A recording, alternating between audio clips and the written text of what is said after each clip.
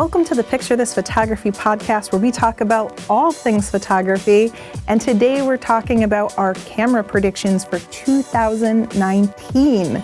We've got some exciting ideas about what might be coming out. First, I'd just like to mention that Tony and I are both dealing with some colds, so we apologize for our voices.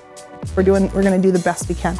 I'm going to tell you about the Sony a7000, the Canon 70 Mark III, the Nikon D760, but first, we need to thank our sponsor, Squarespace. Whether you need a domain website or online store, make your next move with Squarespace. They have beautiful award-winning templates. It's so easy to make your own Squarespace portfolio or website. If you can drag and drop, you can make it happen. If you'd like your free trial today, no credit card needed, go to squarespace.com/Tony and use the coupon code TONY, and you'll get 10% off. Thank you, Squarespace. Let's start with the biggest camera manufacturer, Canon. Whoa, biggest. At least historically. Maybe not for new sales, but certainly for the number of people who own the cameras. And I'll say these are partly our own thoughts based on our experience working closely with all the camera manufacturers, based on our understanding of the business needs of the camera manufacturers, but they're also based on rumors partly, so I'll throw credit to the rumor sites for each of the manufacturers. And for Canon, it's canonrumors.com. They do a great job of not just covering leaks and stuff, but covering Canon-related news, so follow them. So first of all, the Canon 70 Mark III we're predicting is going to come out. The Canon 70 Mark II came out 4.5 years ago. So it's time for a refresh. I know. Can you believe a camera is 4.5 years old? Yeah, and it's a popular camera too. It was a great camera. A lot of people loved it. It was our go-to camera for wildlife and sports up until the D500 from Nikon came out, and then it had a higher frame rate, like better focusing, no anti-aliasing filters, so we were just getting sharper images out of it, and the 70 Mark II immediately seemed old. And we were like, Canon is surely going to replace it, but they just haven't after 4.5 years. So I know Canon is kind of moving on to mirrorless now, but I think their mirrorless system is not ready for sports and wildlife. What do you think? Based on the focusing, would you pick up that EOS R for sports or wildlife? No, not yet, but I do think they had to put a bunch of time into getting out with that mirrorless system, and it's out now, and now I think they can go back and put out this camera that they know is going to do well. So I really feel like this one's going to happen. Yeah, I don't think they're done with DSLRs is what I'm saying. So I think we'll see a 70 Mark III. I think they'll price it at about $2,000. That's where the D500 launched. I think they'll up the megapixel count. I hope they do. That would be perfect for wildlife stuff. I think they'll go to 28 megapixels. And I think they'll get the frame rate from the current 1DX Mark II, and they'll go to 12 to 14 frames per second mechanical. Dual card slots, probably a CF and an SD. I think they'll borrow the focusing system from the 1DX Mark II, so we'll see edge-to-edge focusing. And I think they'll give it the 1DX Mark II's dual pixel autofocus in case you wanted to do video. I think they'll shoot 4K with it, but it will be cropped like the 5D Mark IV. I think they'll continue to have the fixed touchscreen, the fixed body with no tilty screen, but that they'll probably give it a touchscreen. And I think we still won't see sensor stabilization from Canon. Okay. I also think we'll see a mirrorless camera, the EOS, what I'm calling the EOS RX, which is more like a 5D Mark IV competitor, but in the mirrorless world. So the EOS R that we have here, but with some pro features. Probably a fixed body, like no flippy screen that we love, dual card slots, finally. I imagine that they'll improve the focusing system because we found this kind of insufficient for like real pro photography use. For like sports and moving subjects, things like that, yeah. Yeah, and I think they'll get rid of that multifunction bar and give us a real thumbstick. Ooh, really? I don't think they're getting rid of the multifunction bar. Oh, you think they're going to make pros use that multifunction bar? Yes, I think. Oh, they will be so unhappy if they do. I think they're sticking with it. They were really excited about it, and I think it's something that with a little more work in progress, people could get used to it. Yeah, these are predictions, and it's kind of how we assess whether Canon will listen, because nobody liked the multifunction bar. But will Canon listen, or will they kind of stick to their guns? And different manufacturers are different amounts of stubborn. Like Canon, it took them like 20 years to change that old style LCD screen on the top, but they did finally come around for that. Will they listen? We don't know. I also think the Canon 5DSR, one of our favorite cameras, 50 megapixels, produces beautiful images, but it's also really, really old. So they need another high megapixel body to compete with like the D850 and the A7R3. And so I think this Rev will be a mirrorless camera that I'm calling the Canon EOS RS. I think they'll price it higher at around $4,000. I think they'll one-up everybody. Canon has taken pride in making their own sensors, and they've been working on high megapixel sensors for many years now. Like we've seen demos of 75 and 100 megapixel sensors. Yeah, we've gone to the Canon trade shows and seen that they've put out 100 megapixel cameras. So I do think that they're going to get out ahead with the megapixel war. I'm thinking 75 megapixels, but I wouldn't be surprised if they put out a 100 megapixel camera. That'd be crazy. So I think it'll have a CF card and an SD card. I think, again, it'll be 4K and 30, but maybe they'll go full width just with pixel binning. Yeah. And I'm not sure about the flippy touchscreen, whether they'll do that or not. And I still don't think we'll see sensor stabilization from Canon in 2019. I think they're just not ready. It kind of leaked that Canon internally is saying they're not going to release any DSLR lenses in 2019. And this makes total sense to me. Yeah, they already have a great lineup. That's not where they're lacking. Yeah. It makes sense that they'd put out the R lenses, and I think they'll have a pretty full lineup by the end of the year. Yeah, and so I made a guess at what I thought they'd put out based on what pros would need and how they're designing their bodies. So I think they'll have a 16-35 f2.8, a 24-70 f2.8, probably with IS, since they don't have sensor stabilization. 70-200 f2.8, they desperately need that. And then pro portrait lenses, an 85 f1.8 and 105 f1.4. Those are kind of standard. I think they'll make a cheaper kit lens, like a 24-105 f3.5 to 5.6, and a macro lens, which tends to be like a 90 millimeter f2.8. Let's take a second and plug our Photoshop and Lightroom stuff. For everybody who's just getting a camera for Christmas, you gotta do some processing on your pictures, keep them organized and stuff. We have lots of tutorials for that. And I'm also excited about our Taking and Selling Professional Portrait Series. We just put this out. We did kind of a soft launch last month, and we had Sam Shannon join us. She is a portrait photographer professionally, and she talks about in-person sales, the business of photography. We go over what gear to use if you're shooting professionally and all sorts of things. I'm really excited about that. So you could go to northrop.photo and use the coupon code YouTube to get, what, 10% off? 10% off, yeah. Let's talk about Nikon. This one's kind of exciting because they put out 2 bodies right away. Yeah. They were not playing around. Yeah, and that's why I don't think we're gonna see any big mirrorless cameras from Nikon in 2019. Like, I think they've used up all the tech that they have, and they'll probably focus on the lenses, and then maybe 2020 we'll start to see more mirrorless bodies from them. Some of the information comes from NikonRumors.com. I think we'll see a Nikon D760, because again, that's a 4.5-year-old camera. It is the staple of so many wedding and portrait photographers. It's the most important camera in their lineup, I think. It doesn't have a touchscreen. It doesn't have like Wi-Fi and stuff. Like, it's outdated.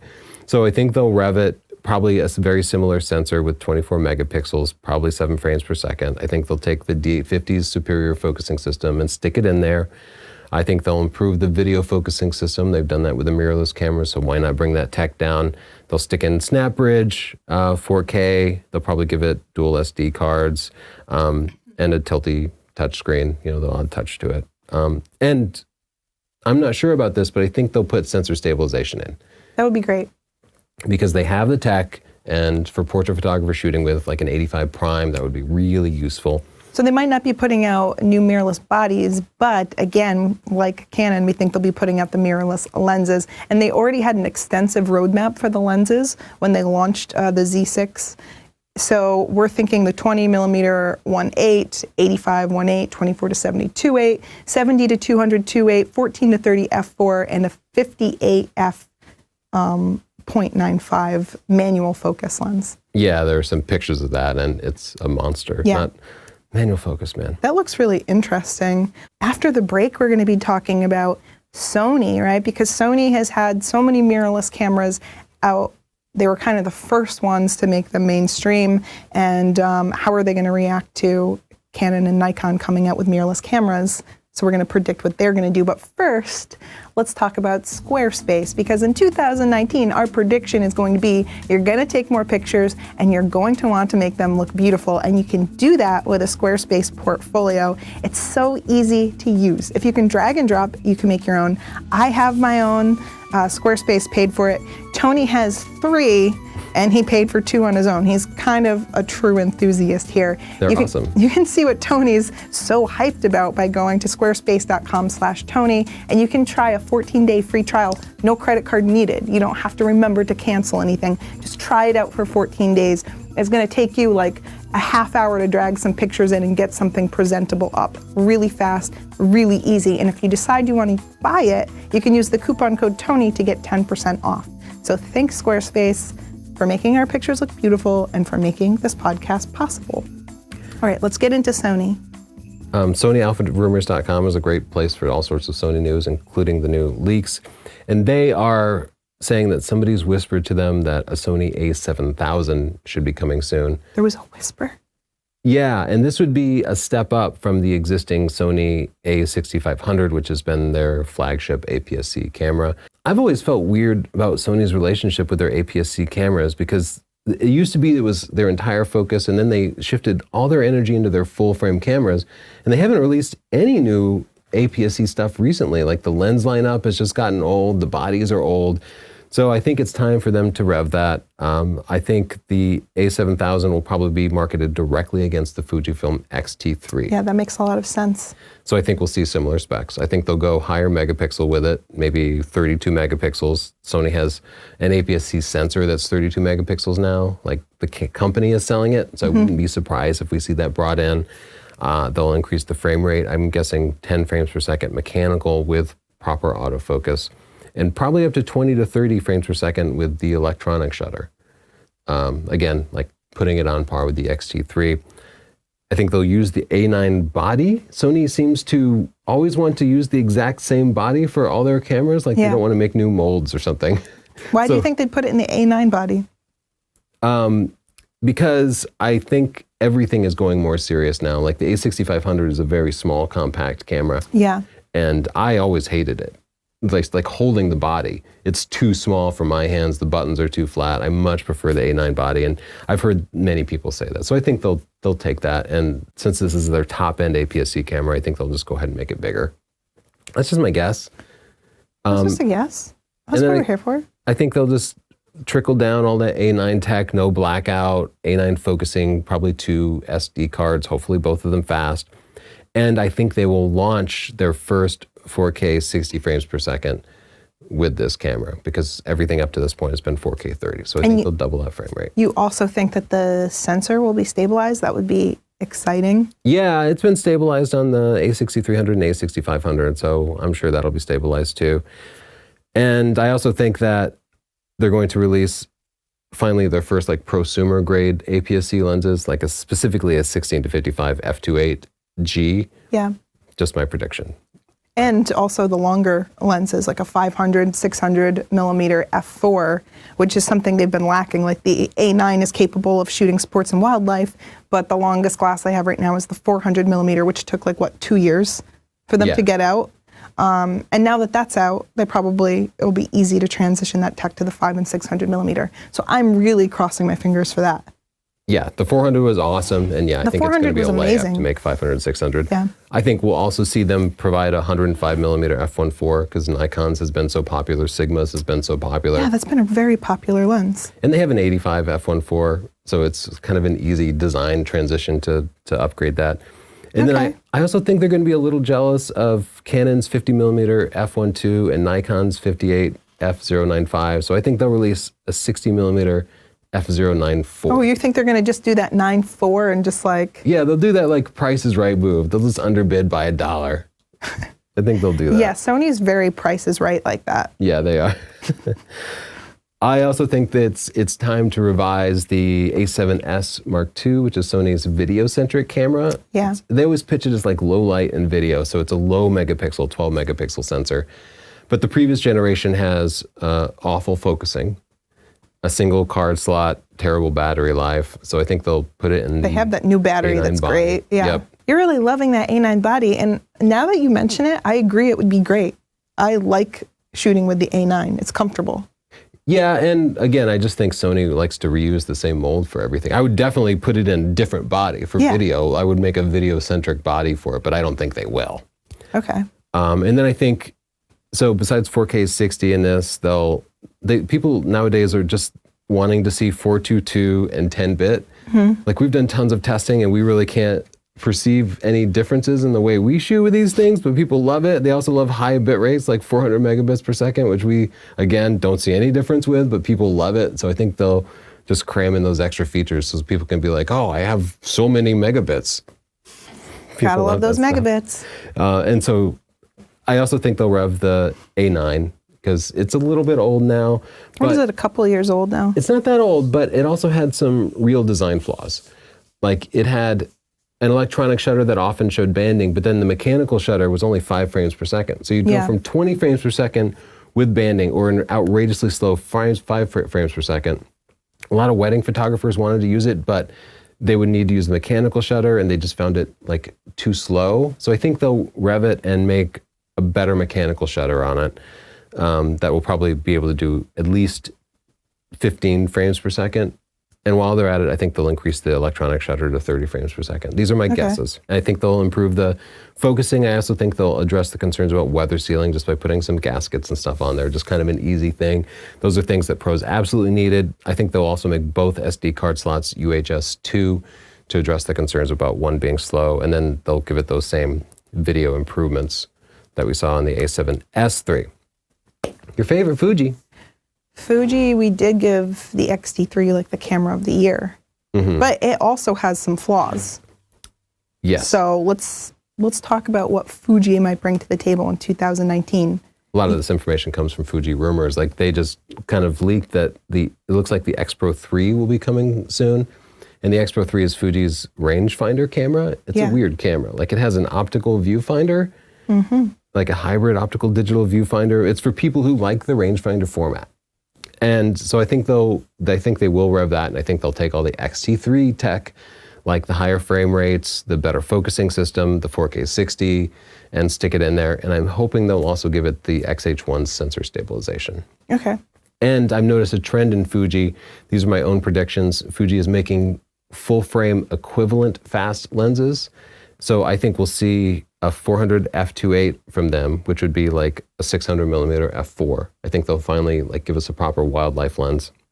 I think we'll see a 16 to 55 f1.8, which would be like a 24 to 70 f2.8 full frame equivalent. So I think they're going to be making like very fast zooms. I think we'll see a 50 to 100 or 50 to 120 f1.8. Again, like 70 to 200 f2.8 full frame equivalent. These are going to be big zooms. People are going to complain, like I like Fuji because they're small, but these are going to be big zooms, but they'll be capable of producing like pro grade full frame results. I also think we'll see a 70 f1.0 and a 16 f1.0 to provide equivalents for an 85 f1.4 and a 24 f1.4. Those are my predictions. That makes sense. And we know they've already announced the GFX 100S, which is the medium format 100 megapixel. Yeah, the 100 camera. megapixel. Whew, that thing is big. It's big. It's intense. And what do you think the price point's going to be? $8,000, but I think they talked about it being like $10,000, right? Yeah, but that seems high, right? I mean, 8,000 seems really high too. But 100 megapixels, whoa. I think, because I think Canon's going to announce a higher megapixel camera, I think they're going to force Fuji to lower the price. Oh, so you think that 75 megapixel we're predicting is going to make the GFX look too expensive? Yeah, because everybody's going to have to compare the two. And if one of them is twice the price of the other, but you can't see the difference in the imaging, ooh, it's tough to know all the interactions. It depends which launches first. Fuji specifically hasn't announced the pricing for this because they want to be able to make last-minute choices based on what competitors do. So who knows? They're predictions, right? It's like trying to predict the weather. It's not perfect. Olympus. I get my info from 43rumors.com, as well as my own wild speculation. You just got to mix them together, and that's what makes it fun. The EM1X seems like a lock, even though it hasn't officially been announced. We've seen clear photos of it. Our friend Jared Polin was shown on the sidelines shooting with what looks like a new Olympus camera. And they've even shown teasers of it, like official videos that show some camera, but they haven't announced the name. But it seems like it's going to be EM1X. Now, the rumored specs are that it's going to be 20 megapixels with 18 frames per second, that it could have a built-in ND filter, which video people would love, that it will definitely have IBIS, because their other cameras do, but that it will also stitch high-res images together handheld, which hasn't really been done before. That would be a new tech, but that's a place where Olympus is really strong. I think it'll have a tilty touchscreen and definitely 4K at 60 frames per second. Now, the big question is price, because people have been saying it's going to be priced at $3,000. And I think the Olympus would be crazy to launch it at $3,000. That seems crazy. Yeah, we don't know how it would perform. But to do a Micro Four Thirds camera at $3,000 today is going to be inviting comparisons to things like the A7R III. And that's a really tough competition, especially if you're going with a 20 megapixel camera. So I think they're going to have to come down. And finally, I think Olympus is also going to follow the trend of releasing full frame equivalent fast lenses for Micro Four Thirds. And I think that's how they'll address everybody shifting to full frame, is by providing these super fast lenses. So I think we'll see a 35 to 100 f1.8, which would be like a 70 to 200 f2.8.